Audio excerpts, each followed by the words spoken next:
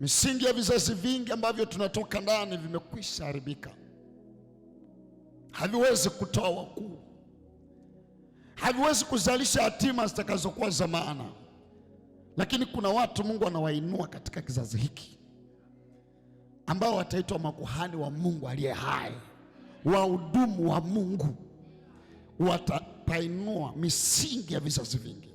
Anasema nawe utaitwa mwenye kutengeneza mahali palipobomoka. Jioni ya leo tutakuwa tukitengeneza kila palipobomoka katika familia zetu. Kila eneo lilobomoka, eneo lolote una face familia, unaona wajane mfululizo, hapo ni mahali pamebomoka. Unaingia kwenye familia, kuna mtu amesoma amepita kiwango fulani, hapo pamebomoka. Unaingia kwenye familia unaangalia hamna ndoa ya kudumu, hapo pamebomoka. Unaingia kwenye familia hakuna mkuu anayeinuka, yeyote anayejaribu kuonyesha dalili ya ukuu anauawa, hapo pamebomoka. Tunakwenda kusimama mahali palipobomoka. Maandiko yanasema mwenye kurejesha njia ya kukalia. Unaona kila mtu katika familia amepotoka, hakuna mtu anaishi maisha yake. Kila mtu anaishi maisha bandia, kila mtu anaishi maisha magumu. Ni kwa sababu hiyo familia imemkosa mtu anaitwa kuhani, the priest. Sema maana ya neno ukuhani katika Biblia inabeba mambo mawili. Cha kwanza, nguvu za Mungu na mamlaka ya Mungu. Yaani Mungu anamuinua mtu atakayemwakilisha kwa kudhihirisha kwa niaba ya Mungu nguvu za Mungu na mamlaka ya Mungu. Nguvu za Mungu na mamlaka ya Mungu. Kama kila mtu amekuwa akifanya akiharibiwa, lakini Mungu anamuinua mtu kwenye familia ambaye sasa atatenda sio kwa nguvu zake, atatenda kwa nguvu za Mungu na kwa mamlaka ya Mungu. Tutabadilisha familia zetu katika jina la Yesu Kristo. Nisikie mtu asema amina iliyo hai.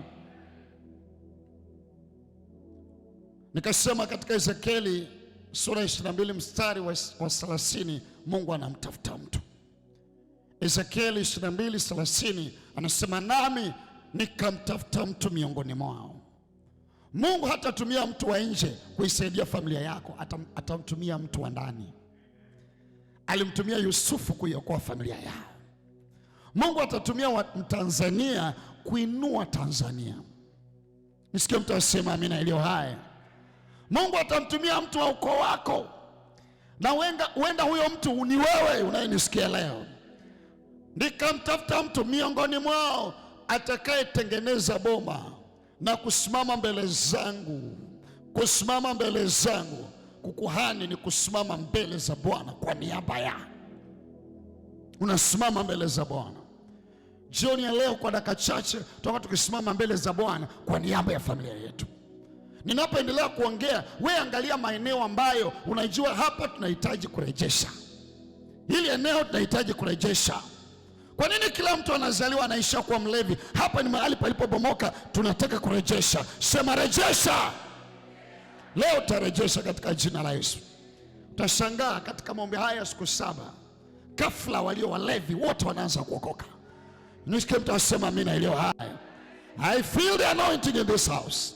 Kuna watu wanainuka leo wanajenga, wajenzi. Mungu anataka kuinua wajenzi. Hawa sio watu wa kawaida, wanaitwa makuhani wa Mungu aliye hai. Rabo soto lobakata. Nikasema jana, kuhani ni nani? Kuhani ni wahudumu wa neno na maagano. Kuhani, tunapozungumzia ukuhani tunazungumzia wahudumu wa neno au mafundisho na maagano. Maagano. Tuna ukuhani upande wa giza na tuna ukuhani upande wa nuru. So tunatoka kwenye familia ambazo ukuhani wa upande wa giza ulitawala na watu wakaumia. Lazima tupate mtu sasa katika hii familia anayejua kudeal na kitu kinaitwa maagano. Unaweza kufanya vita vya maagano. Maana maagano, kama mmefungwa na maagano, utaichukua maagano kuharibu maagano. Hawa watu wataitwa watu wa kurekebisha mahali palipobomoka. Agano. So ukuhani ni nini? Watu wanaofundisha. Pili, Mambo ya Nyakati wa Pili 15 mstari wa 3. Thank you Jesus. Nasema, na tangu siku nyingi Israeli wamekuwa hawana Mungu wa kweli, wala hawana kuhani afundishaye, wala hawana torati. Nisikilize, Mungu ana njia ya kuingia kwenye familia, na Mungu ana njia ya kutenda katika familia yote ile, na njia hii sio tu vile unavyojisikia. Mungu ana patterns, Mungu ana njia. So Mungu aliinua makuhani na akawafundisha njia zake.